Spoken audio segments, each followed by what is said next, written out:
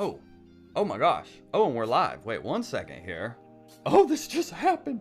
We were flirting. Sorry, everyone. 1 second. As we come in here, welcome aboard, everyone. We're about to go live with Scott Dikkers. All we say right now, share this link. Before I bring Scott on, I just want y'all to know we're about to make comedy history today. So share this link right now before we bring Scott on. That is your one thing for this awesome free show you're about to get. Share this YouTube link, whether it's on your Facebook group, whether it's on your Twitter, wherever it is. Go click this fun share arrow and let people know, hey, Hot Breathiverse is out here. And we're gonna have a few people out here. We have Michelle and James. Good to see y'all. And Evelyn. Hello, hello. As people are coming in here, I do this weekly Q&A on this Hot Breath YouTube channel every single week at 5 p.m. Eastern Time. So do subscribe to this channel if you're not subscribed yet. We're all for comics by comics here to help y'all level up. And we got Joan coming in now, Bob Kirk, Ryan. Okay, we're cooking now, shawty. We're cooking now. Well, with that being said, ladies and gentlemen, let's go ahead and welcome to the show here, the one and only Mr. Scott Dikkers, everyone. What's goody, Scott? How do you do, Joel? Thank you for having me. Oh, it's so great to see you, my friend. Nothing like two white guys on a live stream. It's really nothing like white breaks guys with barriers. And I like your cartoony lettering and your new framing. This art. It's all very slick and very fancy, and I'm very impressed. Oh, it's like we were talking off air, piece by piece, and this. Yep. These designs and everything were actually designed by a member of the Hot Breathiverse, Martha Louise. She actually helped us kind of get a new, a little more of an exciting design aesthetic going on here in the Hot Breathiverse. So wonderful. Yeah, it looks great. That's the best part about, having a comedy community is it's creative people that do a bunch of different things. So we're all are like you do. It's all about being positive and supportive. So it's the more that we can do for each other, the more we're all going to get out of it, Yeah, it's not a zero-sum game. And the old school competitive spirit that you sometimes would feel in comedy is let's make it a thing of the past. Dude, I totally agree. And I'm so excited now that the live shows are coming back and I'm starting to get back out on the road and I'm starting to get into these comedy scenes. And a lot of these younger comics are really nice and welcoming and supportive. And I'm seeing comics like, I was just in Richmond and comics were like hugging each other. And it's really cool to see. Cause when I came up, back in my day, 12 years ago, it was very negative and competitive and cutthroat. So I'm hoping, people like you and what we're doing here at Hot Breath is just helping that positivity shine through and not that competitiveness. Yeah. Oh, I love what you guys are doing. Well, we love what you're doing, Scott, and we're so excited to hear. Thank you very much. Thank you.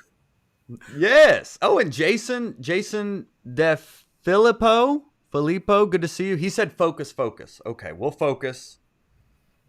My ADD can kick in sometimes. People are not here for mindless chit-chat, Joel. They're here for actionable intelligence. All right. So we're going to get into the actionable intelligence then. So if y'all have any questions, feel free to please post them in the live stream here. And as you are coming in, please do share this live stream as well. Don't keep this a secret here because we're going to be dropping some comedy knowledge for y'all. So as we're catching up here, Scott, this is perfect timing because we did a comedy author series recently where a little while ago you were part of it where we interviewed a bunch of different comedy authors. And I just released them all as like a series on our podcast. And then just yesterday, we did like a review show of like, all right, what were the big takeaways of the show and things like that. And one of the ones that came up was your note to my question I asked you about like, well, what do I do if I don't feel like writing? And you were like, oh, you don't feel like writing? Oh. It's like, well, then don't be a comedian. It's like you got to be willing to put in the work or, just don't complain about what you're not doing, basically. Yeah, if a farmer gets up in the morning and says, I don't feel like doing the chores and I don't want to feed the chickens. I'm tired.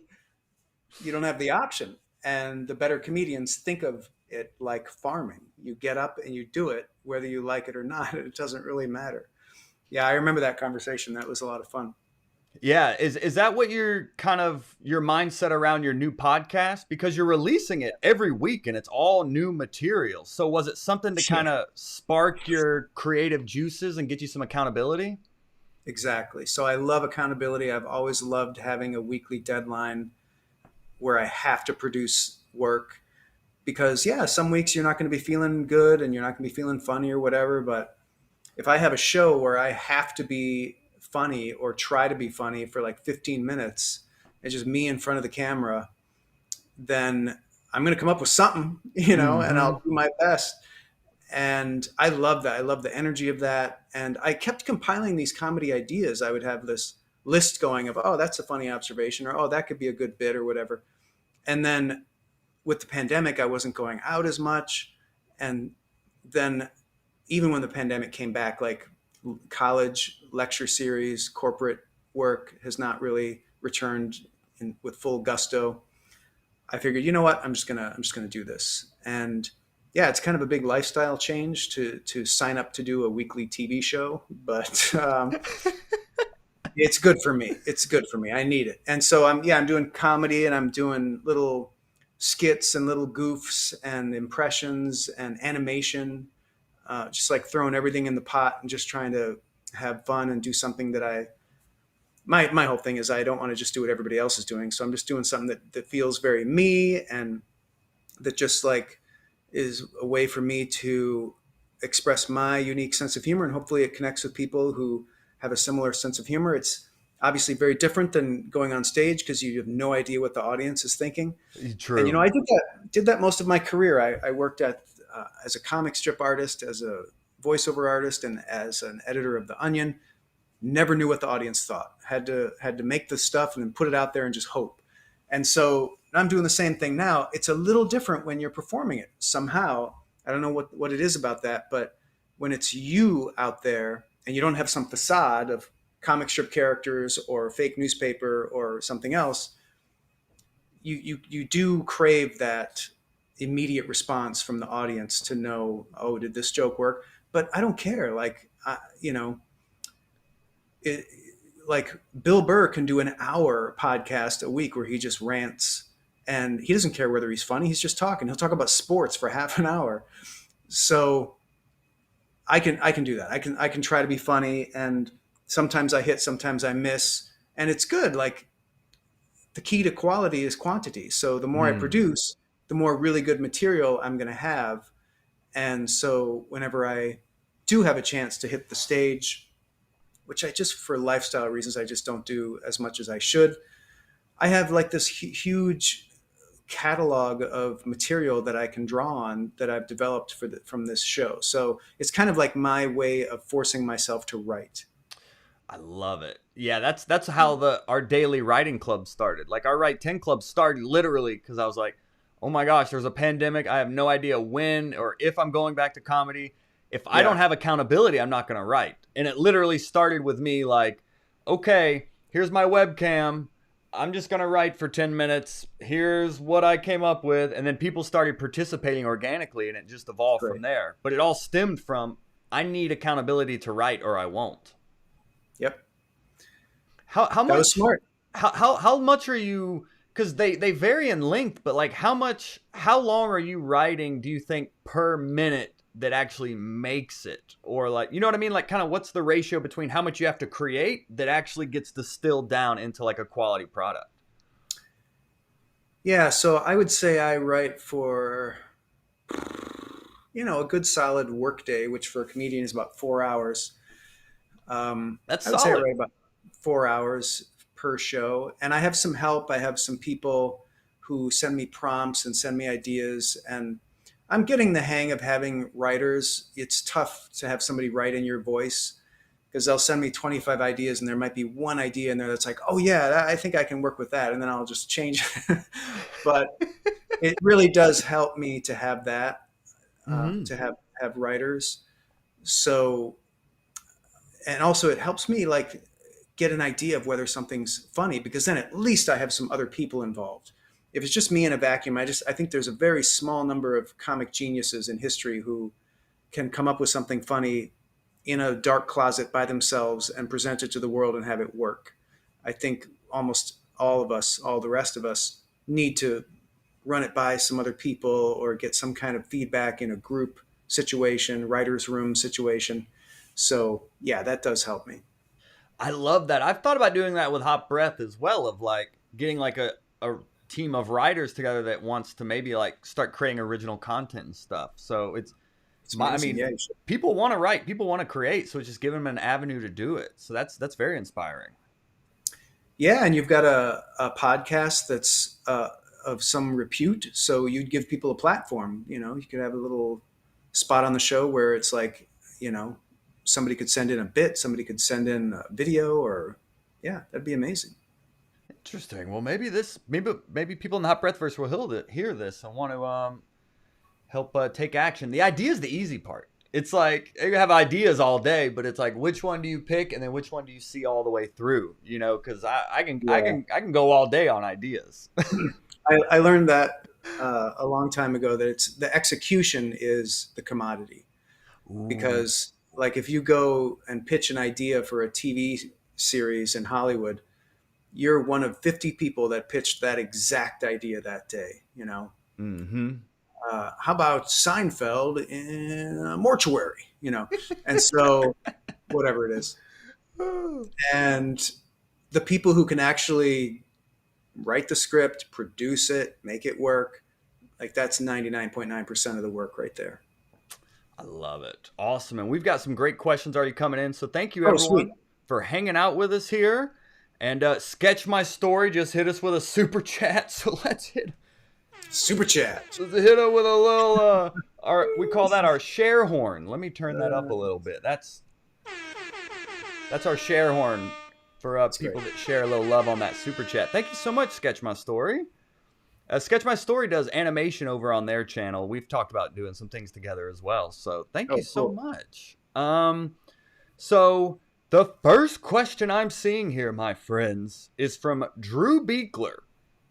And his question here is, what are some best practices for expanding on a topic you have one or two jokes of, but would like more? That's a great question. It's so funny. I was actually just working on an answer to that question earlier today. I'm making a video for my How to Write Funny YouTube channel about how to use the funny filters. So I go through the basic process of how to come up with a joke.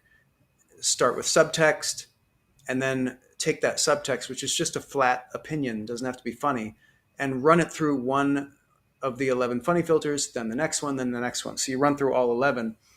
And I started with 4 example subtexts. And as I would go through the funny filters, I would come up with different jokes with the same subtext, but using different funny filters.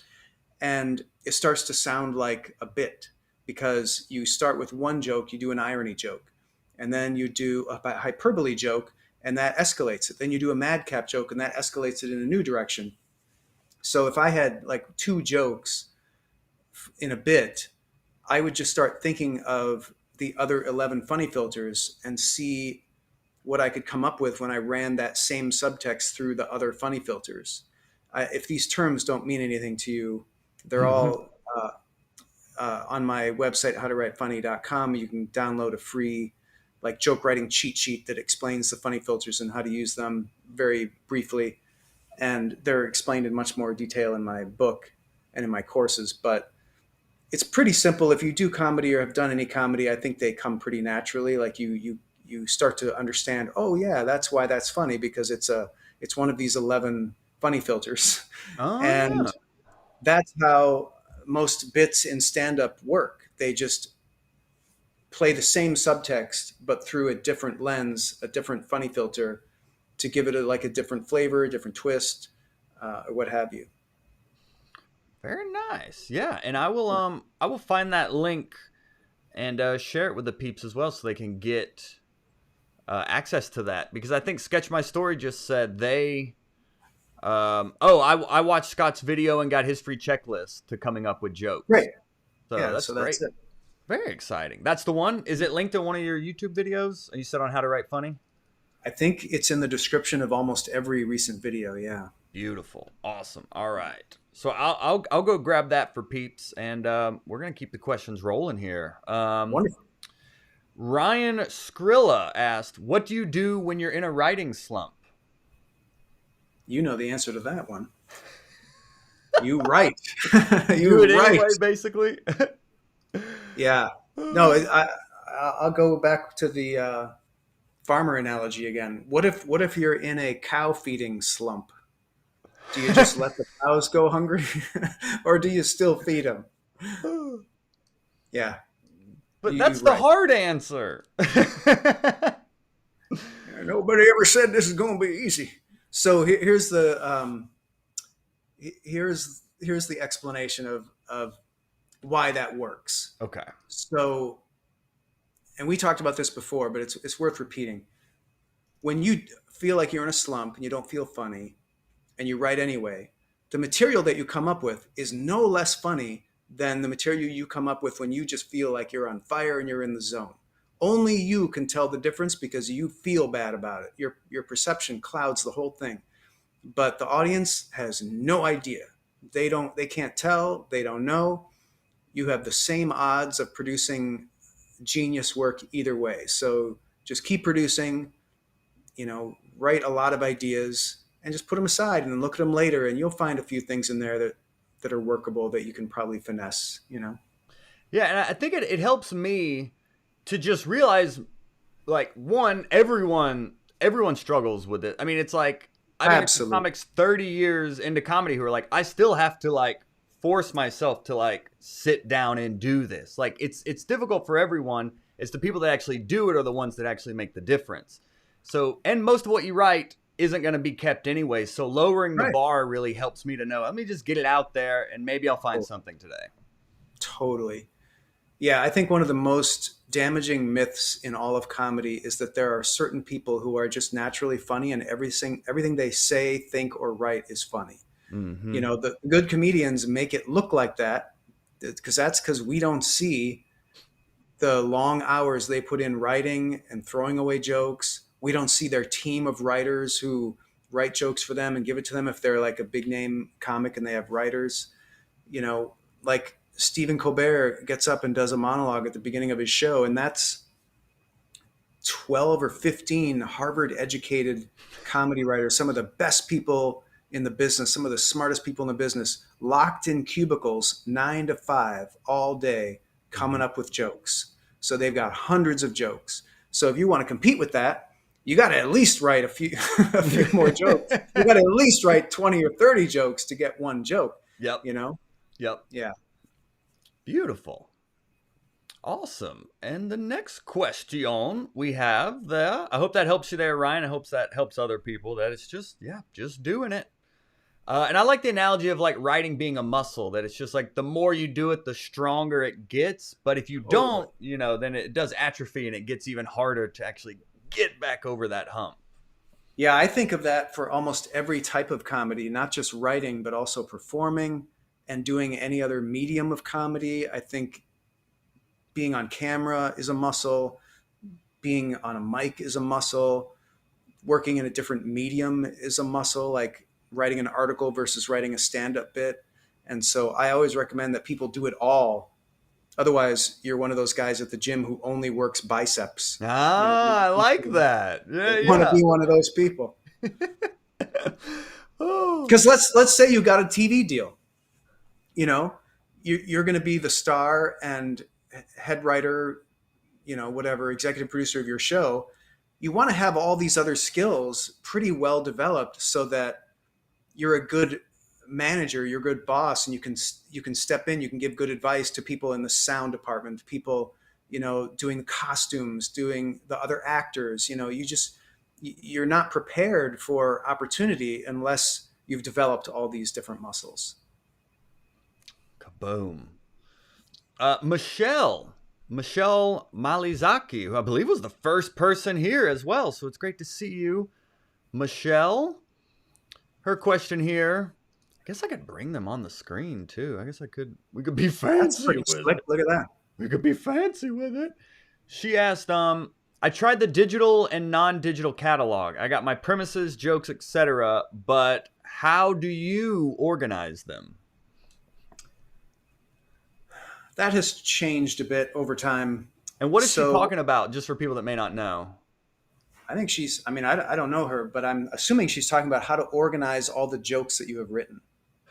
Oh, I thought digital and non-digital catalog was something that you have or offered or something. Oh, No, okay. I think she's saying she has tried, organizing her jokes in a computer versus paper. That's what I'm Gotcha. assuming. Okay, yeah, And yeah, that makes so, sense. yeah, I would avoid paper like the plague, but whatever works for you. um, I have been for a long time. I've kept a document that's like my brain dump, and if I come up with any observation that I think is amusing, I'll just drop it in there. And then when I'm writing, I can go look at that, and it'll spark. Oh yeah, I remember that observation. That could work. Now there are professional comedians who say that's a bad idea. You shouldn't do that because if it's a really good idea, you'll remember it. But I think even an idea that may not be good right now could turn into something good. And you always want to be writing a lot. So I don't ever really throw anything away. It's rare I throw away an idea. But I have this main dump that I put everything in. And then every once in a while, I'll organize it, especially if I come up with something that I think is especially good. I'll organize it in a separate place depending on what I think it's going to be used for. If it's a stand-up joke, it goes in that folder. If it's a movie idea, it goes in that folder. Book idea, different folder, et cetera, et cetera. And then, so everything's organized by project type. That generally helps me quite a bit. Premises and jokes.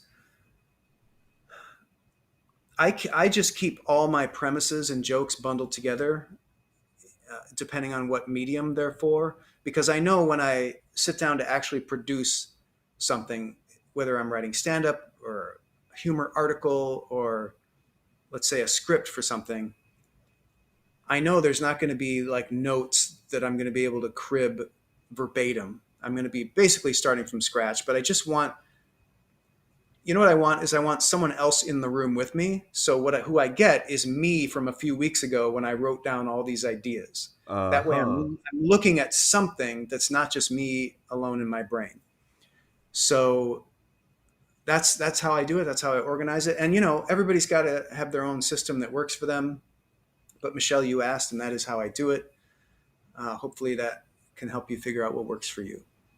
Yeah, and that was a big takeaway from the comedy author series we did is we do all of them and then pick up on common themes. And one of the big themes we found is it's like here is a way to do it, but it's like what works for you may not work for someone else, or like what some people only may like be um like attracted to. So like you have all these funny filters, for example, but some Right. people may only have an intuition for a few of them, and that's how they hammer out jokes. It's just kind of like these aren't like in stone laws. These are like helpful guides. But most of the authors were like, here's how I've seen it work. Here's how I helped a lot of people do it. But it's also what works for you and what's you're going to be consistent with is what's going to help you the most.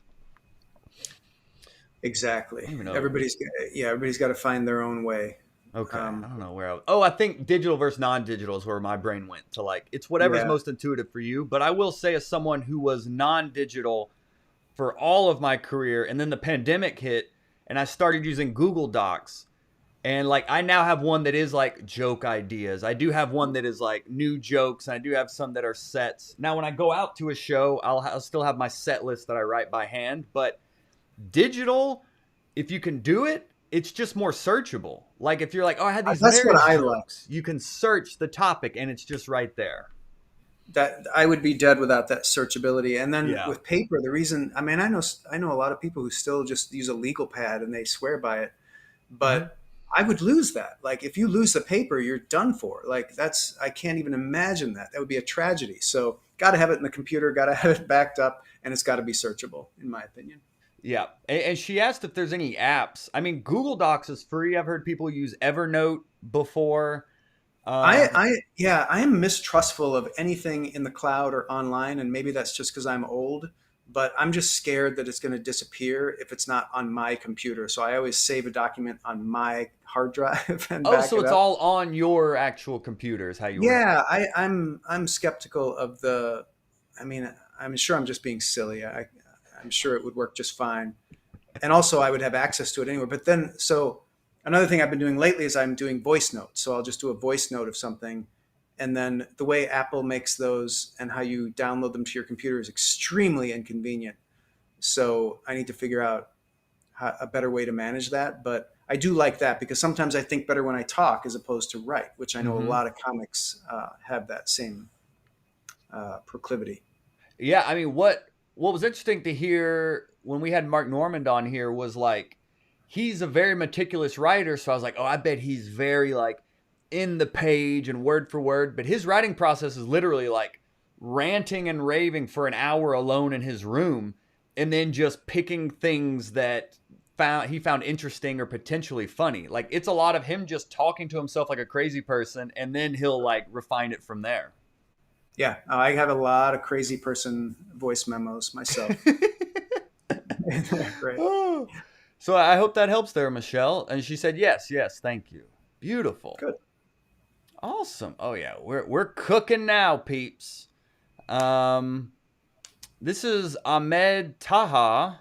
Okay, this is kind of a three I can't he has like three separate questions, so I'll just read it. I can't bring all three up at the same time. He says, Mr. Dikkers, I admire your method in joke formation. I'm an aspiring stand-up who is just trying to deliver quality material.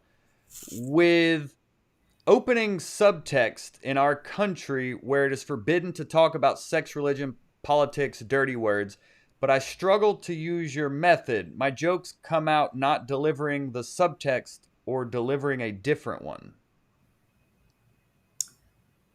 All right. Well, first of all, my condolences to you for living in such a country. I don't think America is far behind, Hmm. We just got but demonetized. No, I'm just kidding. um, the so your weapon is you have to be subversive and you have to Hmm. use funny filters like analogy, where you can talk about shocking subjects or what did he say? Sex, Yeah, sex, politics, religion, politics, or even religion. like dirty words. Yeah. Yeah. So the way that like the blacklisted people in the 50s in Hollywood wrote movies was by being subversive and using analogy to communicate their subtext. So there you can certainly use some of the other funny filters, but your analogy can be like your foundation filter. So take your religion and come up with an analogy for it. An example would be like instead of people being adherent to a religion, imagine people being loyal to a brand of energy drink, and tell all your jokes about that, but map it to religion so people clearly understand the analogy and they're, oh, he's not talking about energy drinks, he's talking about religion. The state is never smart enough to know that type of subversive activity. They don't get it. They don't get analogy. So you can talk about energy drinks all day and how, oh, these people are slavishly, uh, they're electing people who love this energy drink and they're slavishly following their rules, and they're burning people at the stake who don't like this energy drink, et cetera, et cetera, et cetera. Uh, Everyone will know what you're talking about, and you'll totally get away with it. And they'll think it's smart because people think analogy is smart, Mm. makes you seem real smart. And there's nothing wrong with people, perceiving you as smart. Uh, and I'm talking about when you show that you're smart. Don't tell them you're smart. Don't go up there and say, I'm smarter than you. What I'm saying is, uh, if you're being clever in a way that impresses them, that's good for you, you know? Nice. Well, I hope that helps there, Ahmed. I'd be curious of where you are. Yeah. Is that Saudi Arabia or where is that? Yeah, I don't know. I'd be interested. Me too. Because what's cool about building online community is there's comedians everywhere. I mean, we Yeah. basically all over the world. Comedians have like reached out everywhere except Antarctica. But we're coming for you, Antarctica. We're coming for you. Coming There's for a, you. There's a very hot alternative comedy scene in Antarctica, I've heard. Oh, is there? Very hot. I got what you did there. So I really admire those comics in those countries that don't have freedom of speech. Like I that really like it hits me in my heart, and I can't help but put myself in that position and ask myself, like, what would I do? Would I still be bold? Would I push the boundaries? Would I still be in comedy at all? Hmm. Because it just takes so much bravery to go out there when you know you could be disappeared, um, by just telling jokes. It's terrifying. Yeah, and he's in Egypt. He said. Egypt, okay. Oh, wow. Oh my Yeah, that's gosh. rough. Yeah. Oh, we got some more questions. Great question there, Ahmed. And if y'all are just joining us, this is Hot Breath. We do weekly live Q&As on this channel, and our guest today is Mr. Scott Dikkers. So if you're here first time, subscribe, stay a while. We have over 400 interviews with comedians all around the world, all to help you level up your game. So it's Scott's a friend and fan. He's been on the show a few times. We always love it. And if we could take Drew's questionnaire a little bit deeper, he does have a joke example. Would you be Oh, interested great. in maybe Let's do it. Yeah, figuring out how to do it? All right. So this seems to be a bit longer here. Teachers, wait, can you read the comments? Do you see comments? I do not see Okay. comments. I didn't know Oh, if I it, think if I click the comment button, I can. oh, that, So yeah. now I can. I didn't know if it's So easier for you to read. My brain kind of works better when I read versus hearing, so I didn't know what would help you. yeah, so I see Ahmed's notes here. Which one are you looking at now? This is Drew Beekler. There he is. A teacher looked at me and said, "Hey, you are not stupid. You just learn differently." And I was like, I just said, "Good morning," tag. Oh, Also, he has a you post were the gym before teacher. it. Do you see the one Sorry. above it that says joke example? Joke example. Might be too late. Teachers don't know how to talk to you when you're in special ed class.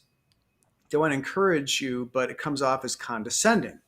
Teacher looked at me and said, "Hey, you're not stupid. You just learn differently." And I was like, "Good morning. Also, you are the gym teacher." Okay, so I see what you're trying to do here. You're doing the misplaced focus funny filter, which is where you try to focus on something small and unimportant and kind of ignore the elephant in the room. And Drew's question before was, correct me if I'm wrong, how to escalate a joke into a longer bit when you just have a couple of jokes. Mm-hmm. So it's tricky with kind of a one-off misplaced focus joke like that. Those are kind of tailor-made for one-liners because it's almost like you pull the rug out from under the reality when you do the tag, because now we're in a totally different scenario than we thought we were. But your basic subtext is teachers talking to you and trying not to sound condescending, and they have a hard time. So I would take that as the subtext. Making it special ed classes, whole different thing. If you were actually in special ed classes, I think that's interesting, and you could make a bit about that because that's just funny and embarrassing. That I was in special ed. Like that's you're coming out of the gate strong there. I would just start writing and riffing on scenarios with teachers and kids and what they do, what they say with each other. I would start coming up with different scenarios where they could be together in class, during lunch, on field trips. And the more jokes you come up with, the more you're going to start to see a hierarchy of jokes, and you're going to see, oh, this joke would be good to start with. This would be a better one to do later, or I can escalate it. When you start using hyperbole and madcap, those are usually good for later, after you've like escalated a bit. But in the beginning, you want to go with just kind of the basic character jokes, irony jokes, analogy jokes. Misplaced focus like this is good for sort of a one-off laugh line, but it's tough to expand that to a longer bit. Like, Anthony Jeselnik, every one of his jokes is a misplaced focus joke, almost everyone. Mm. And he's a one-liner comic. He doesn't do a lot of long bits.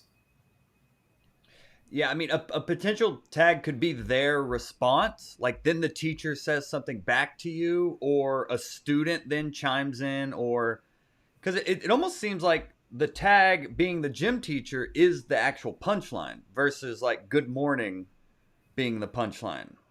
Unless I'm Agreed. unless I'm missing Yeah, something. I see what you're saying, and also one way you can prolong misplaced focus a little bit is by continuing to pull the carpet under for out from under the audience. So also you were the gym teacher, and then one more line that reconstructs the reality again. You know, oh, and also you were not a student. You are 30. You're not in high school. You know, whatever. Just like keep Exactly. pulling the rug out from under. Mm-hmm. Or maybe they're not the gym teacher, they're the janitor. Or it's like, or the teacher's like, I'm not the gym teacher, I'm the janitor. Or, something silly. Yep. But Yeah. honestly, what I look for when people post jokes, because we do joke feedback on our live stream on every Tuesday, people post jokes and we give feedback. And what I'm always Right. looking for is like, what is personal in this joke? What is unique to this person? So, like you said, the special ed thing, if Drew was actually in special ed, I'm more interested in hearing material about that than Totally. like, oh, this silly misdirect about the Right. gym teacher. Exactly. Yep. I noticed that as well. Yeah. But thanks for bringing that up there. Thanks for bringing that up there, Drew. I hope that helps you there, buddy. Yeah. Oh, and he says he was in special ed. Yeah, so I would that seems like a gold mine. It's a gold mine. Go with Yeah. that. Riff on that. Come up with as many jokes as you can about it.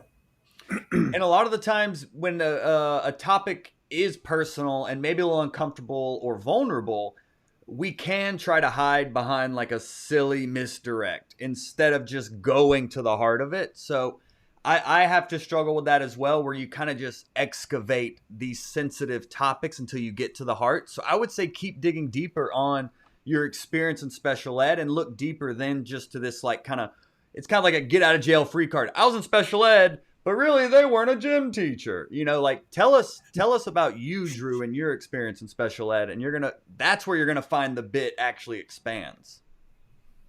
And I will say this too about personal comedy. I feel like a lot of times comics starting out almost use comedy as like therapy.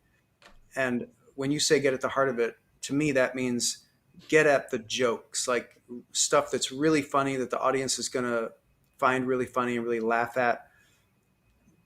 I worry sometimes about getting too personal and too vulnerable in a way that's uncomfortable for the audience. Like you want to Mm. make sure you always keep it funny and keep it at a safe distance from the audience so they're safe to laugh, and you don't ever get the awe or the as the worst thing is Yeah. you Oh yeah, for don't sure. want to get you know And keep them alive.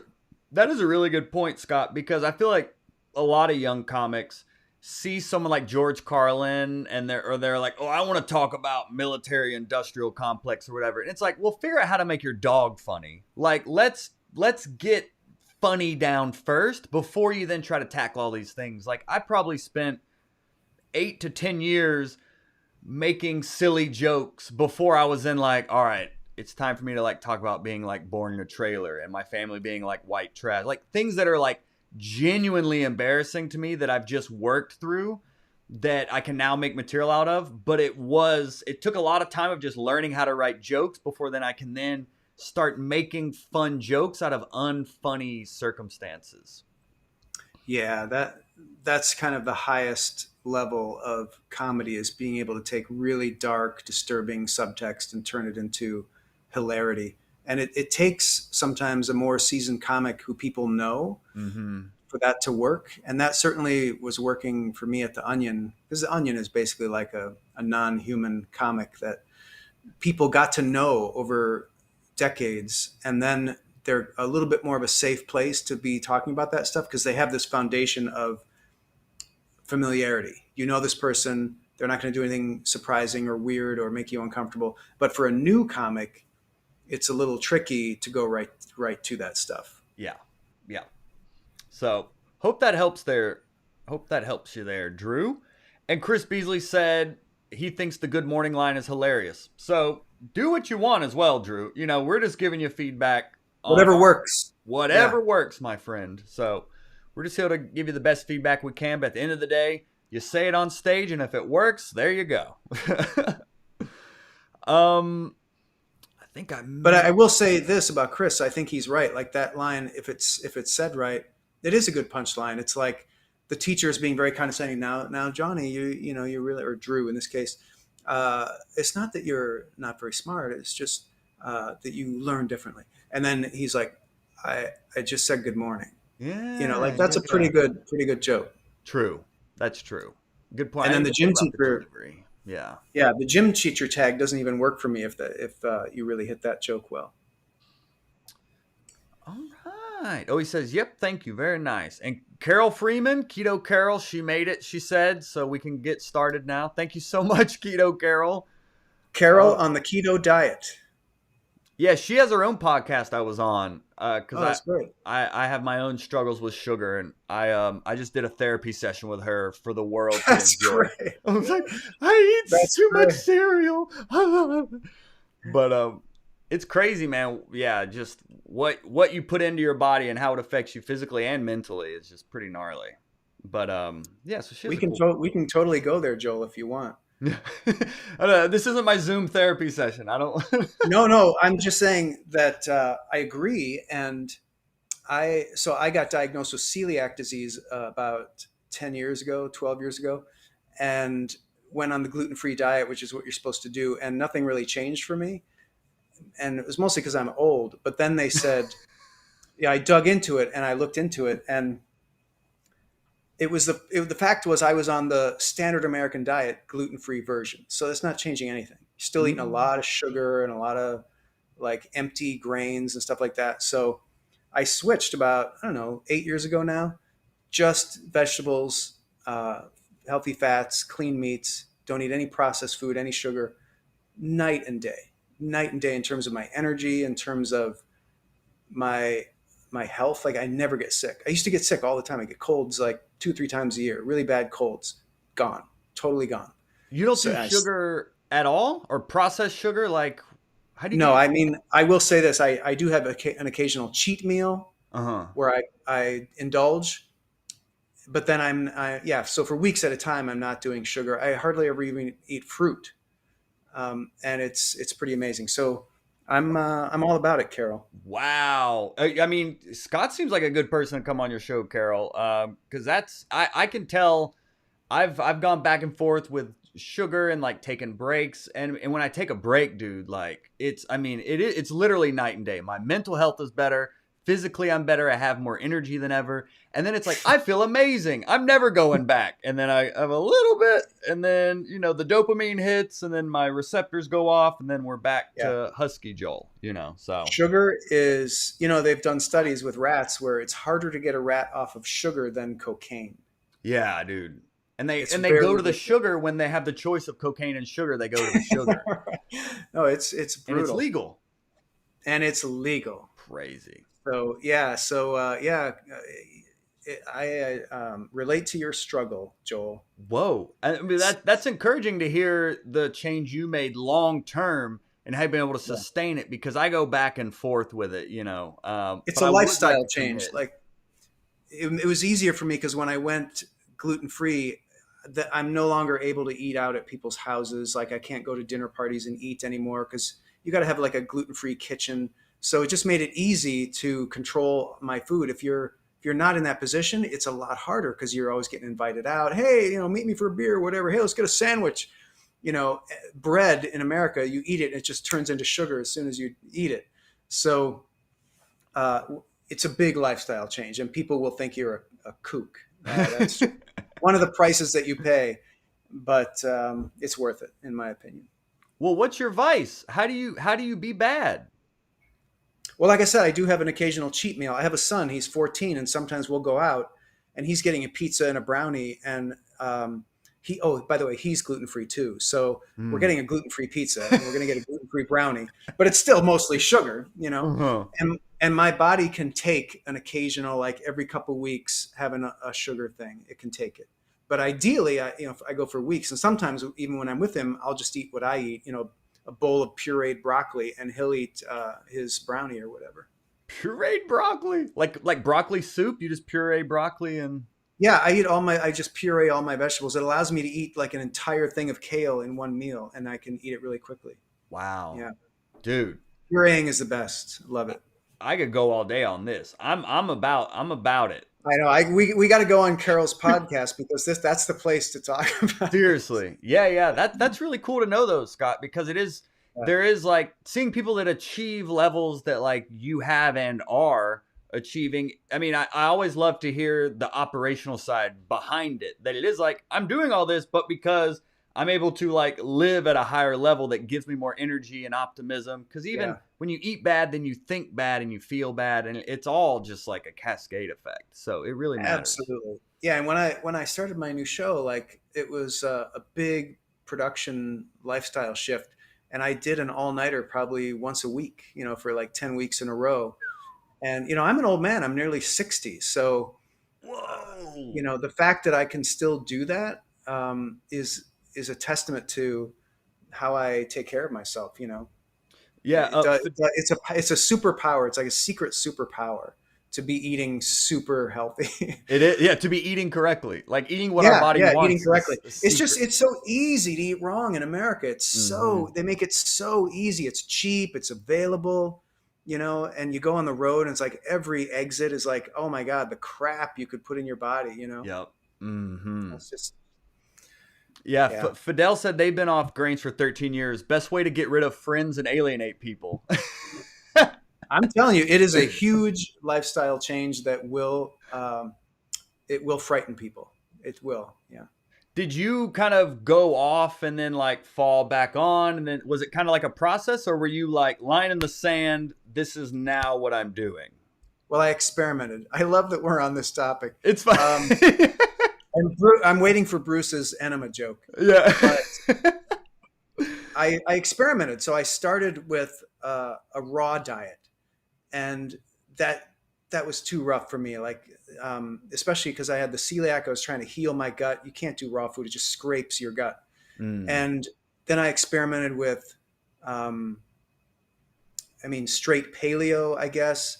okay. And then I went on this like super strict paleo, which is kind of where I ended up. But this was all like it moves at a glacial pace. I do like a year on one thing and then a year on another thing. And I did give up all sugar, like including fruit, any sugar of any kind for 3 months at one point. And that takes real discipline, but it was amazing. So after that 3 months, a strawberry tastes like an ice cream sundae. It's like your level of what is sweet plummets, and so a banana is like the most amazing treat in the world. And I Hmm. like that. That's how it should be. That's how humans were supposed to be existing on this planet. That stuff is supposed to be incredibly sweet and delicious. It's not supposed to be a chore to eat. Exactly. There Exactly. are kids who are like, I'm not gonna eat strawberries. It's real. You know. Exactly. Wow, that's so Yeah. cool. Wow, the more you know there. The more you know. All right. So back to your questions, my friends, here for the next few minutes. Um this one was from Mark Klingman. Oh wait, no, that's a meme example. I think you had a question about memes. Oh, here it is. Have you ever focused on creating shareable materials such as memes rather than jokes? Well, I'll answer that one. I started as a cartoonist, which was what they used to call memes before memes, because they're Mm. just a picture with some drawing. And so, yeah, I did that for many years. And then I sold T-shirts with my characters on them with like a slogan. So that was kind of a pre-internet meme. But I have not really done that much in the computer because there's really no way to monetize that. I love that There are answer. some people who have like meme accounts, Yeah. and they collect memes and are like, what's the word? Not collators. What is the word for that? Aggregators. They're Aggregator. Yeah. aggregators of memes. And you can build a following doing that if you're really good at it and you really are up on meme culture. But it's really tough to monetize. The person who can figure out how to monetize memes is going to do well, because I feel like memes are like the new comic strip. We look at memes now. It used to be the comics page. People would read it and they talk about it. Now they're talking about memes. They're sharing memes. For sure. Yeah, and there's some bigger meme accounts that like get hired by companies to create memes for them. But that's like the 1% of people in memes. Probably like Tank Yeah. Sinatra or something, but most people are just creating them for fun. Um, And it is a tough arena to compete in. I always like to compete in the blue ocean. I want to go where nobody else is competing so I can clean up. oh, I love your answer was like, no, because there's no money. Well, we were talking about this before. Comedy is not an art, it's an entertainment business. Hmm. So I think it behooves somebody in the comedy business to actually make a living doing their comedy. And I'm not going to begrudge anybody who wants to do it for fun and not make money, but I'm a professional comedy person. So I need to make a living doing what I'm doing. And I want to make sure that if I'm like advising somebody to do something, I want to make sure there's a profit model, you know? Amen. Yeah. Amen. We should get paid for our work.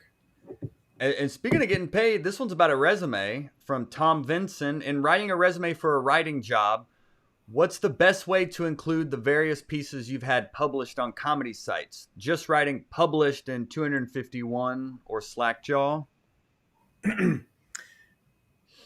All right, Tom, I can answer this because I did hire people at The Onion for a long time, and they kind of still do things the same way. Basically, it's all about the submission. You're going to want the funniest possible submission of headline ideas and news and brief examples. And if The Onion is posting a job, they'll tell you exactly what to send them. And you're going to want to, listen to those instructions and do it exactly that way. But the reason 99% of those submissions fail is they're not funny enough. So vet your jokes with friends, write 1,000 jokes to come up with your list of 15 so you can pick the absolute funniest ones and Google them. Make sure The Onion hasn't done them. Make sure nobody else has done them. Make sure they're original and get a lot of feedback, especially on your writing. Because when you write those news and briefs, people think that's easy to write in the Onion style, but it's really tough. And most people get it wrong. So practice and try it with people.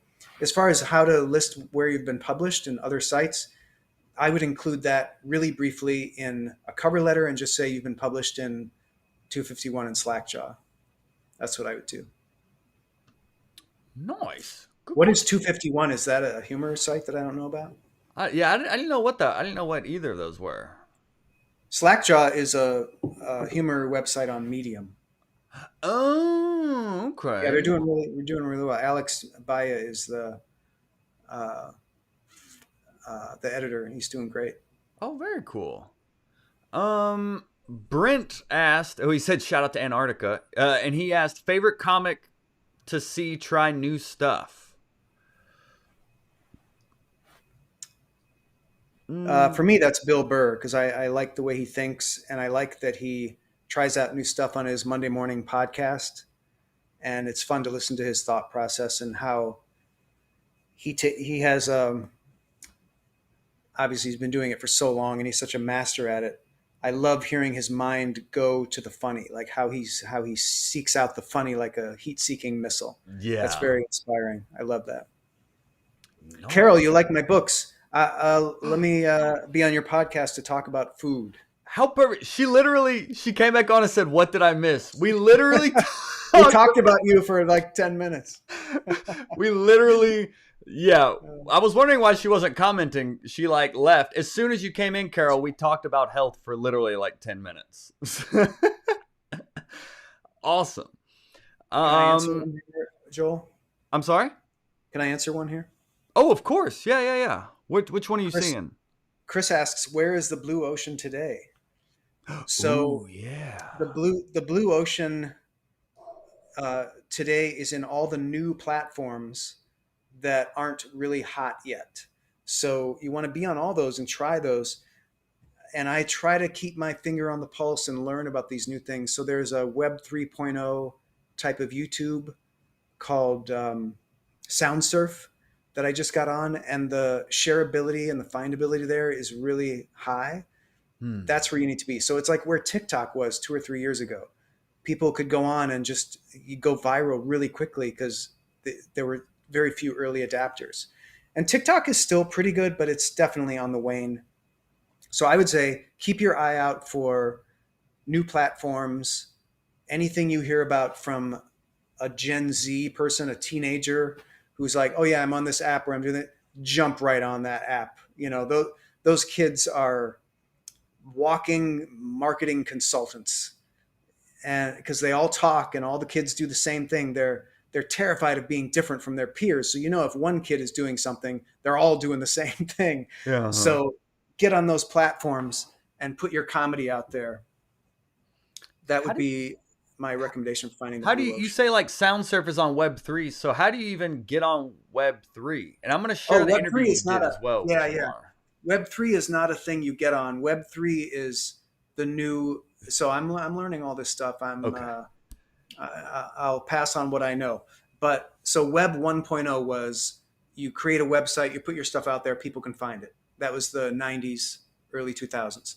Web 2.0 was about the mid 2000s, late 2000s, where now you put your stuff out there, but readers can comment on it, viewers can comment. So you're now interacting. And there's this new thing called user generated content. That was Web 2.0, interaction with the audience. Web 3.0, oh, yeah, thank you. That's the interview I just did with Jamar about Web Incredible, 3. incredible interview. Thank you. Thank you. Yeah, yeah. And Web 3.0 is taking that up one more level. So now the audience is not just participating, they are part owners in what you're doing. So in Web 2.0, audiences would generate all this content, user generated content. Funny or Die, perfect example of Web 2.0, because people would upload videos, and Funny or Die made all the money, and they got all the credibility, and they got all this opportunity to create advertising and everything else, funny videos, but the users got nothing out of it. Web 3.0 is where the users can buy in, can invest, and they can profit when the creator grows. So it's very exciting, and it's connected with crypto. So like NFTs are an example of Web 3.0. When you buy someone's NFT, and I know about this because I'm selling this NFT now, Mm-hmm. and when you buy that, you invest in that person, and if they grow, the value of that NFT will grow. And so it's an investment. You're investing in their business and their growth. And I love that because when I was doing The Onion, one of the things I wanted to do was make all the employees owners in the company. And I wasn't the business guy, I was the creative guy. So I was never able to make that happen. Try convincing a business guy to give all the employees all the money. It's never going to work. Right. But the principle is something I really believe in. And for an audience, like I never even went that far. I never thought of having the audience be a part owner. But Mm-hmm. my God, what a powerful thing to build loyal fans if they're actual owners in what you're doing.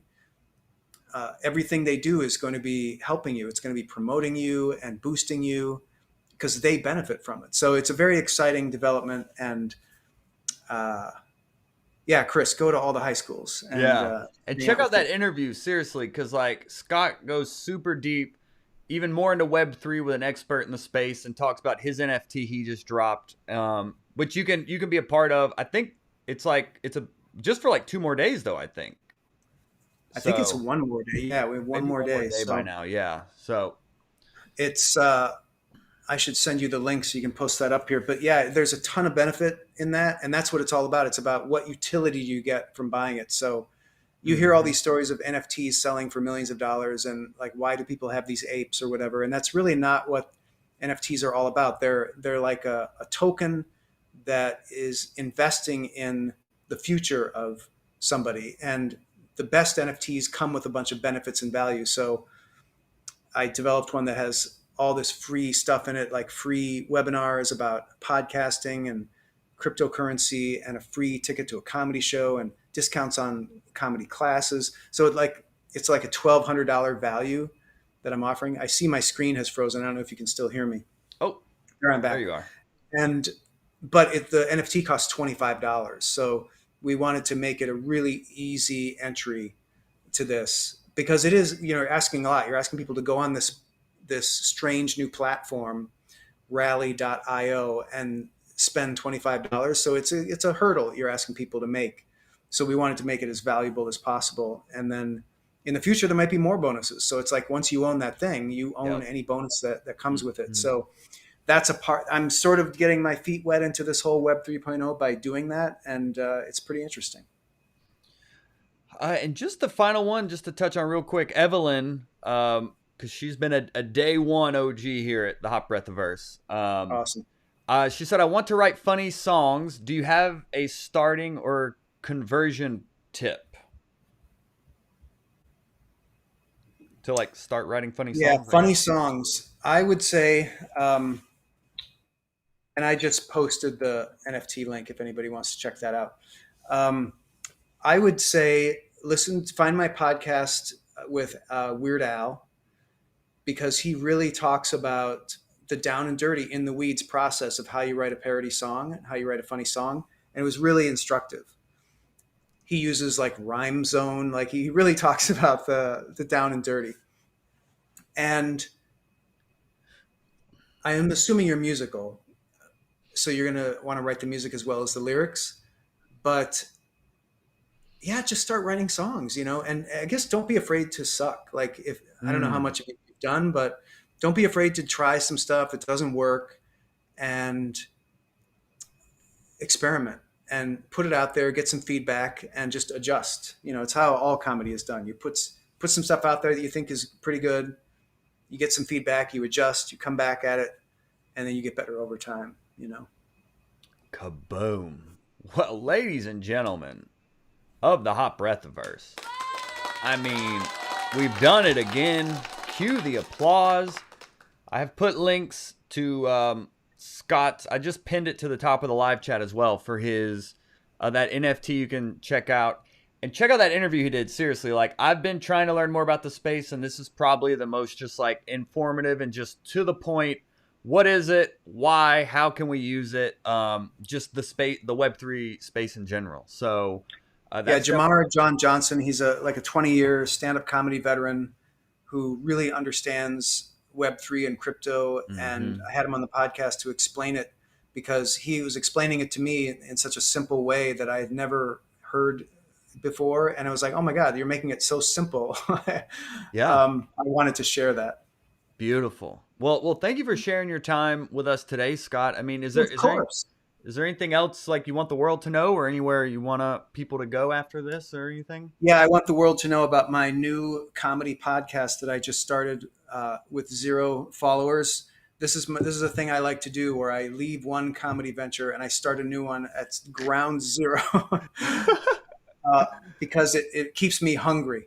So that podcast is Scott Dikkers Around, and it's on all the podcast platforms. It's a video podcast, so you can get it on Apple and YouTube with the video. Otherwise, it's audio. I feel like sometimes the audio doesn't work because I do like little animated skits, and how can people Ah. tell what's going on if they're not seeing the animation? But they listen. It's a thing. Blind people, I guess, are enjoying it. Well, I will. I'll be sure to put that in the show notes of this podcast as well. And for people I watching see it this, there. Thank you. yeah, for people watching this live, go subscribe to that YouTube channel. I mean, legitimately, Scott is one of the best comedy resources on the planet. So everything he's putting out is of the utmost quality, and that's why it's such an honor to always have him on here. So go subscribe Thank to you his for the high YouTube praise, channel Joel. and podcast. I appreciate that very much, Joel. Thank you for having me, and thanks everybody who joined in. Absolutely. Well, go forth, my friends. If you haven't subscribed to our channel, do that as well. And we will see y'all next week right here on another live Q&A, Wednesdays at 5 p.m. We love y'all. Take care, Bye, everybody. y'all. If I